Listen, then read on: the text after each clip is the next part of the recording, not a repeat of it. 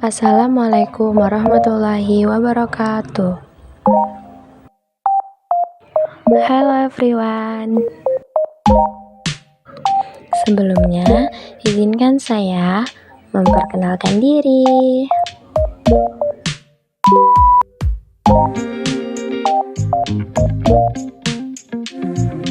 Perkenalkan, nama saya Reva Sevilla Ramadhani dengan NPM 240424111021, Prodi Pendidikan Matematika, mahasiswa semester 1 Universitas Merangin.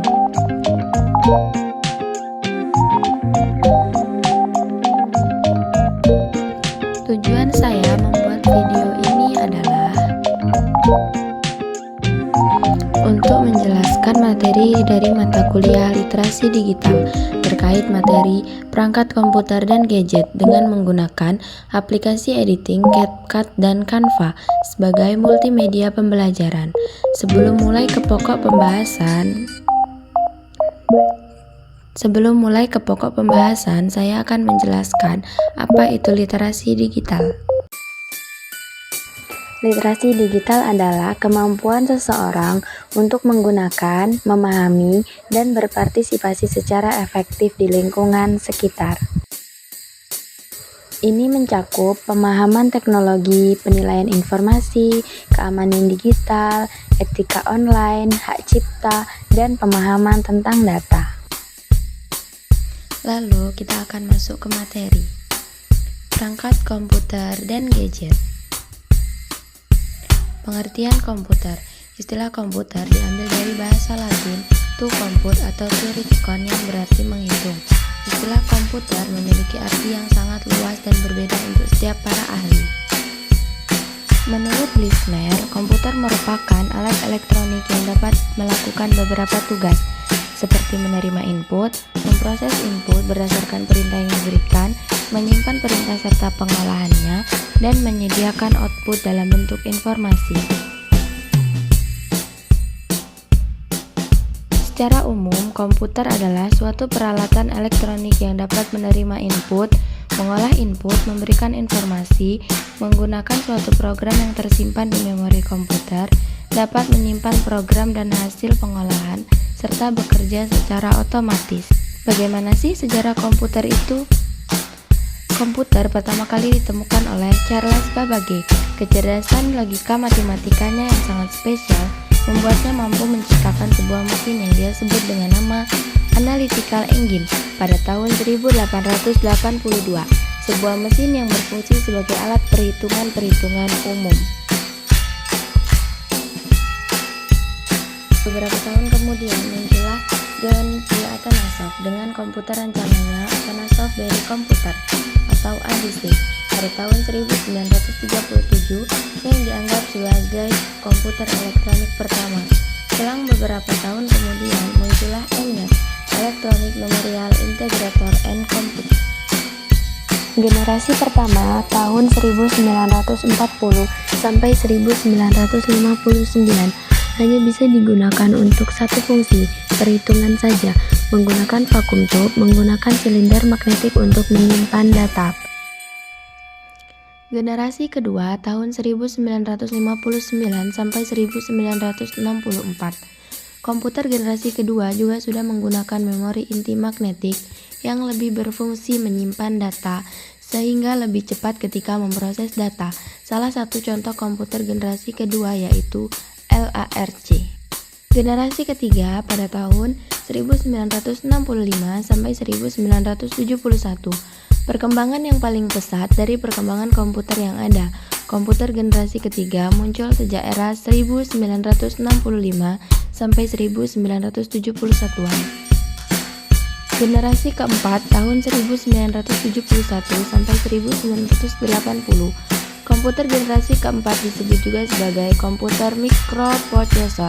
Pada masa ini, LC yang dikembangkan untuk komputer adalah Large Scale Integrator atau LSI. Generasi kelima tahun 1980 hingga sekarang. Komputer generasi kelima sebagai tahapan perkembangan teknologi paling canggih saat ini dan diciptakan pertama kali pada tahun 1980-an. Peningkatan dari segi visualisasi menjadikan tampilan visual pada komputer di generasi kelima mempunyai resolusi sangat tinggi dan begitu tajam.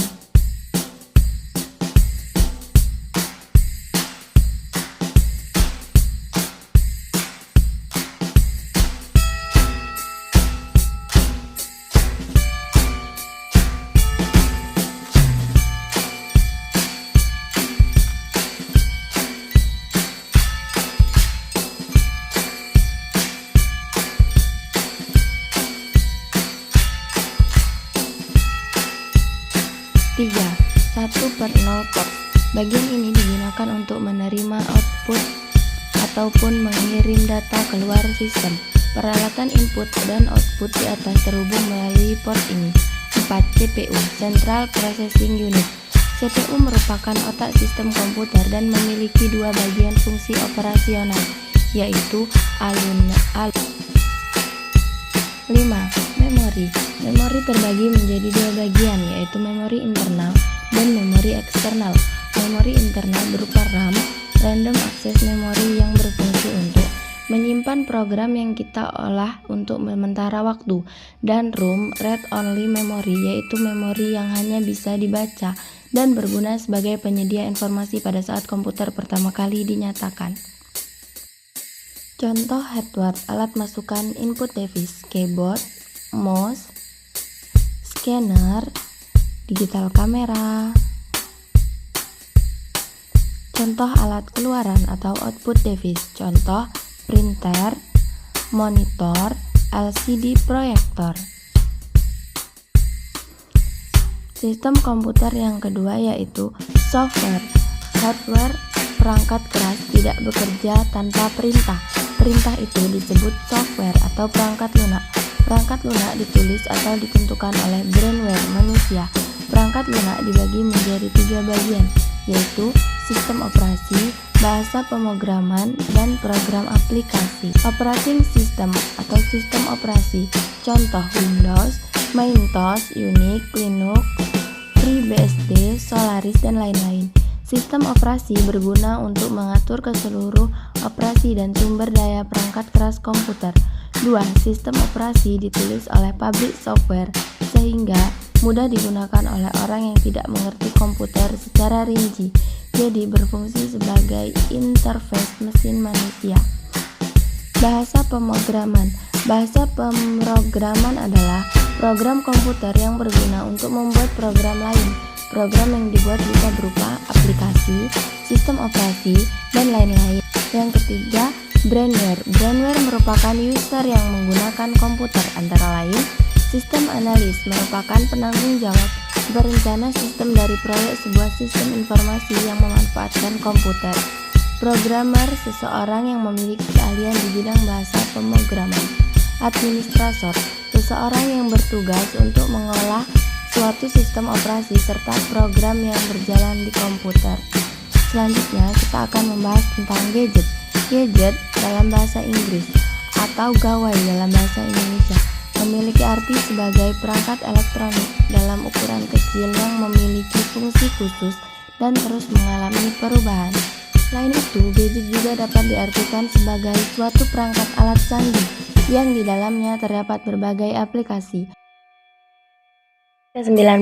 Konon, istilah gadget berasal dari lelucon pada abad 19 dan sudah ada tahun 1850-an.